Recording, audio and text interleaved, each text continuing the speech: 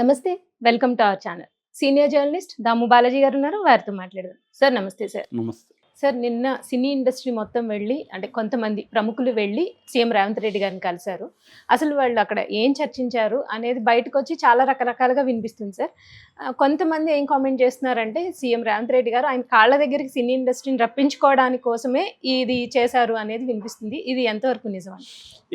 రేవంత్ రెడ్డి ప్రభుత్వం ఏర్పడి 1 ఇయర్ అయింది. 1 ఇయర్‌లో ఎప్పుడు కూడా సినిమా ఇండస్ట్రీ నుంచి అఫీషియల్‌గా ఒక బృందం వెళ్ళి కలవడము, కలిసి ఆయనకు అభినందించి శాలువాలు కప్పి, అట్లాగే మాకు ఈ సమస్యలున్నాయి, ఈ సమస్యలను మీరు పరిష్కరించండి, అట్లాగే ప్రభుత్వంతో మేము ఎలా ఉండాలి ఏంటి అనేది మనం మాట్లాడుకుందాం అనేది ఆయనకెప్పుడు వెళ్ళలేదు వీళ్ళు.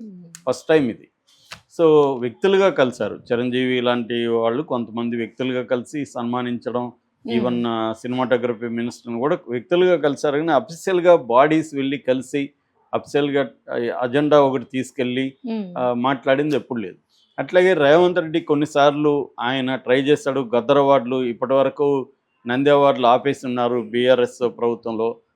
ఈయన వాటిని పునరుద్ధరించాలని, ఆయనకి గద్దర్ అంటే చాలా ప్రేమ రేవంత్ రెడ్డికి. అందువల్ల గద్దర్ పేరు మీద అవార్డులు ఇస్తాను, మళ్ళీ ఇద్దామని ఆయన ప్రకటన చేశాడు.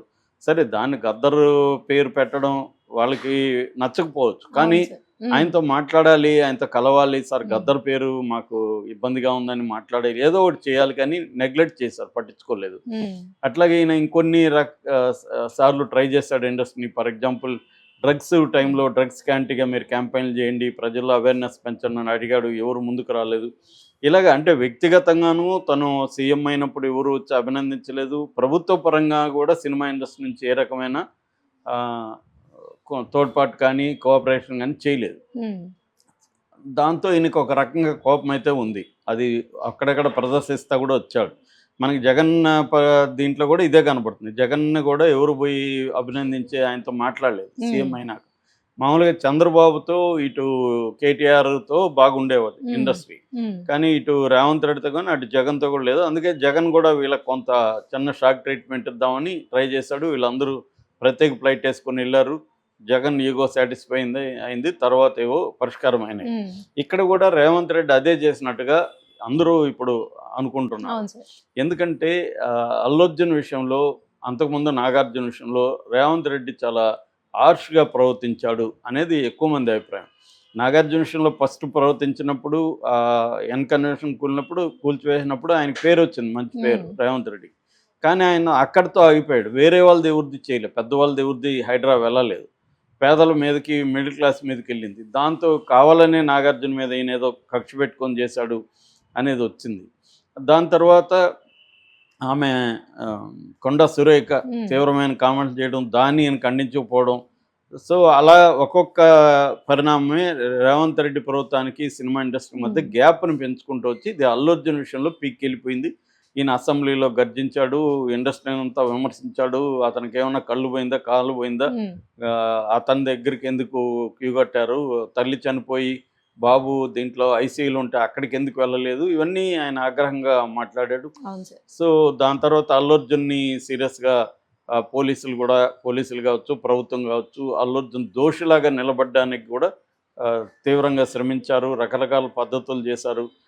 ఒక తీవ్ర ఒత్తిడికి సినిమా ఇండస్ట్రీని, ముఖ్యంగా అల్లు అర్జున్ని సినిమా ఇండస్ట్రీని గురి చేశారు. సో సడన్గా రేవంత్ రెడ్డి అసెంబ్లీలో ఇక మీదట స్పెషల్స్ ఉండవు, బెనిఫిట్ షోలు ఉండవు, ఎక్కువ రేట్లు పెంచుకోవడానికి అనుమతి ఇవ్వను, నేను ముఖ్యమంత్రి ఉన్నంత వరకు ప్రకటించారు. అది సో ఇదంతా చూసి మిగతా పబ్లిక్ కానీ, ఇక్కడ తెలంగాణలో ఉండే కొంతమంది కాంగ్రెస్ నాయకులు కానీ, మిగతా వాళ్ళంతా కూడా, ప్రతిపక్షాలు తప్ప, ఒక బీజేపీ బీఆర్ఎస్ మాత్రమే సినిమా ఇండస్ట్రీ వైపు, అది కూడా వాళ్ళు యాక్టివ్గా నిలబడలేదు, కానీ కొంతవరకు నిలబడ్డారు తప్ప మిగతా పబ్లిక్ అంతా కూడా ఎక్కువ మంది తెలంగాణ వాళ్ళు ఉన్నవాళ్ళు, వీళ్ళు ఆంధ్రాకి వెళ్ళిపోండి అని ఒక రకంగా సినిమా ఇండస్ట్రీకి వర్సెస్ తెలంగాణ అన్న ఒక నెరేటివ్ని బిల్డప్ చేయడంలో రేవంత్ రెడ్డి పాత్ర కూడా ఉంది, ప్రభుత్వ పాత్ర. సో ఈ కాంటెక్స్లో సడన్గా దిల్ రాజు రంగంలో దిగడం, మాట్లాడడం, తర్వాత అల్లు అరవింద్, తర్వాత సుకుమారు, మైత్రి మూవీస్ కలిసి 2 కోట్ల డబ్బులు అప్పటి వరకు 10 లక్షలే ఇచ్చారు. సడన్గా దిల్ రాజు రంగంలో దిగ్గానే 2 కోట్లు ఇవ్వడం. 2 కోట్లు అనేది నాకు తెలిసి ఇండియాలో ఇటువంటి సంఘటనలు జరిగినప్పుడు ఇప్పటివరకు ఎవరు ఇవ్వలేదు 2 ఓ. కోట్లు. అనేక మ్మ్. మంది స్టాంపీడ్లో చనిపోయినారు. బాబాల వల్ల చనిపోయారు, మ్మ్. పొలిటీషియన్లు చనిపోయారు, సినిమా హీరోల వల్ల చనిపోయారు. ఎప్పుడు ఎవరు కూడా 2 కోట్ల అమౌంట్ అనేది ఎప్పుడు చరిత్రలో ఇప్పటివరకు మ్మ్. ఎవరికి ఇవ్వలేదు. ఎవరిని కూడా అరెస్టులు కూడా చేయలేదు. కానీ ఇది రేవంత్ రెడ్డి ఎక్స్ట్రీమ్కి వెళ్ళి అరెస్టులు చేయడం, దోషిగా నిలబెట్టడానికి ట్రై చేయడం, దీనివల్ల నేషనల్ మీడియా అంతా కూడా రేవంత్ రెడ్డికి యాంటీగా, కాంగ్రెస్ యాంటీగా మాట్లాడడం, దీంతో దిల్ రాజు రంగం లేదు కానీ ఒక్కసారిగా పిక్చర్ మారిపోయింది.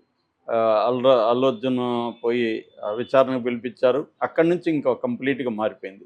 సో దిల్ రాజు రాగానే వీళ్ళు 2 కోట్లు పే చేయడం, టీం అంతా వెళ్ళి ఆయన కలవడం, అందరూ సెలవులు కప్పడం, ఇంక్లూడింగ్ నాగార్జున. సో ఇదంతా ఒక్కసారిగా జనాల్ని షాక్ గురి చేసింది. ఏం అవును సార్. జరుగుతుంది? మ్మ్. కాంప్రమైజ్ అయిపోయాడా రేవంత్ మ్మ్. రెడ్డి? అంటే ఇన్ని రోజులు ఏం చేసింది దీనికోసమా? మ్మ్. ఆయన కాళ్ళ దగ్గరికి ఇండస్ట్రీని రప్పించుకోవడం కోసమా? సడన్గా పోని ఎందుకు కలిసారో ఇప్పటివరకు చెప్పలేదు అవును ఎవరు. సార్. ఎందుకు కలిసారు? మీ అజెండా ఏంటి? మీ మ్మ్. సమస్యలు ఏమైనా లిస్ట్ ఉందా మీ దగ్గర? మ్మ్. లిస్ట్ ఆయనకి చెప్పారా? ఆయన ఏమన్నాడు? అవేమీ లేవు. బయటకు వచ్చి వీళ్ళు ఏదేదో విచిత్రమైన మాటలు మాట్లాడతాను. ఇంటర్నేషనల్ స్థాయికి తీసుకెళ్తారంటే ఎలా తీసుకెళ్తారు? ఏమైనా ఉందా బ్లూ ప్రింట్? మ్మ్. అట్లాగే హాలీవుడ్ సినిమాలకి ఇక్కడ షూటింగ్ ఏర్పాటు చేస్తారు. మ్మ్. ఎలా ఏర్పాటు చేస్తారు? ఏమన్నా ఉందా బ్లూ ప్రింట్? ఏమీ లేదు. మ్మ్. ఇట్లాంటి వేగ్గా మాట్లాడుతున్నారంటేనే అర్థమైపోతుంది. సో నిజానికి దిల్ రాజుకి 3 సినిమాలు సంక్రాంతికి ఉన్నాయి. ఆయనకున్న పెద్ద టెన్షన్ ఏంటి అందరికీ తెలుసు అది. కానీ అది ఆయన చిన్న సమస్య అంటున్నారు. మ్మ్. పోనీ దీనికంటే పెద్ద సమస్యలు ఏమున్నాయి మీ దగ్గర? ఏం చెప్పారు? ఏమన్నా ఉందా? ఏం లేదు. అంటే కేవలం ఆయన ఇండస్ట్రీని పిలిపించుకొని మీరు నన్ను పట్టించుకోరా, నేను పట్టించుకునేట్టుగా చేస్తాను అని మ్మ్. చేశాడా అన్న డౌట్ అయితే అందరికీ వచ్చింది. మ్మ్. సో దీన్ని ఈ డౌట్ రావడానికి ఇటు సినిమా ఇండస్ట్రీ, ఇటు రేవంత్ రెడ్డి ప్రభుత్వం ఇద్దరు కారణమే. ఎందుకంటే అంతకుముందు ఇప్పుడు నేషనల్ మీడియా కూడా దీన్ని తర్వాత కవర్ చేసింది నేషనల్ మీడియా. మ్మ్. ఎందుకంటే ఈయన మాట్లాడేటప్పుడు కూడా వీళ్ళకేం హామీలు లేదు, పైగా ఏ రకమైన సమస్య వీళ్ళు చెప్పలేదు, ఆయనకి చెప్పే పరిస్థితి కూడా లేదు. ఓన్లీ శాలువాలు కప్పి మాట్లాడి ప్రభుత్వంతో మేము బాగున్నాం అనేది బయట వచ్చి చెప్తున్నారు తప్ప ప్రభుత్వాన్ని ఏమి అడిగారు, ప్రభుత్వం ఏమిచ్చింది, లేకపోతే అల్లు అర్జున్ విషయంలో ప్రభుత్వం ఏమైనా మాట్లాడిందా? మ్మ్. ఎందుకంటే అది మాట్లాడుతుందని అవును అందరూ సార్. అనుకున్నారు. అవును సార్. అదేం మాట్లాడలేదని బయట చెప్తున్నాడు. మ్మ్. అల్లు అర్జున్ది ఏం మాట్లాడలేదు.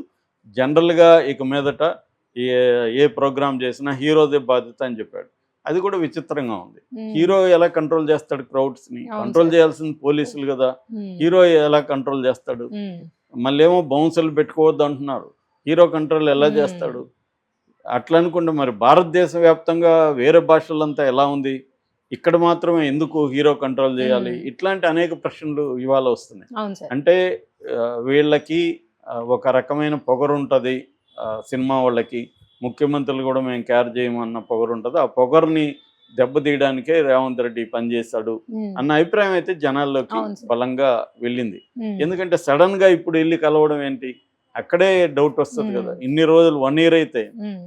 ఎప్పుడు కలవనోళ్ళు ఈ సంఘటన జరిగి ఒక పక్క జరుగుతుంది, సడన్ కలవడం, సడన్గా ఇప్పుడు జరిగి 20 రోజుల పైన అయితే ఇప్పుడు వెళ్ళి 2 కోట్లు ఇప్పుడు ఇవ్వడం, సడన్గా పోయి ఆ ఫ్యామిలీని హాస్పిటల్లో కలవడం, ఇవంతా కూడా ఒక స్కీమ్ ప్రకారం జరుగుతుందా? రేవంత్ రెడ్డి ఎక్కడో ఏదో సెటిల్ అవ్వడానికి, అదే మామూలుగా ఏదో అంటారు గుడ్డ కాలిన వాసన వస్తుందని, మ్మ్. అంటే సమ్ ఫిషీ అంటారు. అలాంటి సంథింగ్ ఫిషీగా ఉన్నట్టుగా అయితే జనాలు మాట్లాడుకుంటున్నారు అవును సోషల్ సార్. మీడియా మ్మ్. బయట కానీ. సో వీళ్ళు ఇండస్ట్రీ సాధించింది ఏం లేదు. కాకపోతే రేవంత్ రెడ్డిని వీళ్ళు పట్టించుకోలేదు కాబట్టి ఇన్ని రోజులు రేవంత్ రెడ్డిని పట్టించుకునేట్టుగా చేయడానికి రేవంత్ రెడ్డి ఇవన్నీ చేశాడు అన్న అభిప్రాయం అయితే జనంలోకి వెళ్ళింది. ప్రతిపక్షాలు కూడా బీఆర్ఎస్ కానీ బీజేపీ వాళ్ళు కూడా ఇదే మాట్లాడుతున్నారు. మ్మ్. నిన్న కూడా బీజేపీకి సంబంధించిన ఆమె మాధవీలత అని ఆమె చాలా ప్రశ్నలు అడిగింది. అవన్నీ కూడా లాజికల్గానే ఉన్నాయి ఆమె అడిగిన ప్రశ్నలు. ఎందుకంటే ఎప్పుడు ఆయన ఒక నేరానికి ఒక తప్పుకి తేడా ఉంటుంది. అతను ఒక పొరపాటు చేసి ఉండొచ్చు కానీ నేరం నేరం చేయలేదు. చేయలేదా? సో మ్మ్. అతన్ని నేరస్తుల్లాగా చూపించడానికి వీళ్ళు ట్రై చేశాడు. గతంలో అనేక సార్లు జరిగాయి కదా ఇట్లాంటి స్టాంపీడ్లు జరిగి, ఇంకా 100 మంది చనిపోయిన సంఘటనలు ఉన్నాయి. హత్రాసులో 121 మంది చనిపోయారా? బాబాను అరెస్ట్ చేశారా?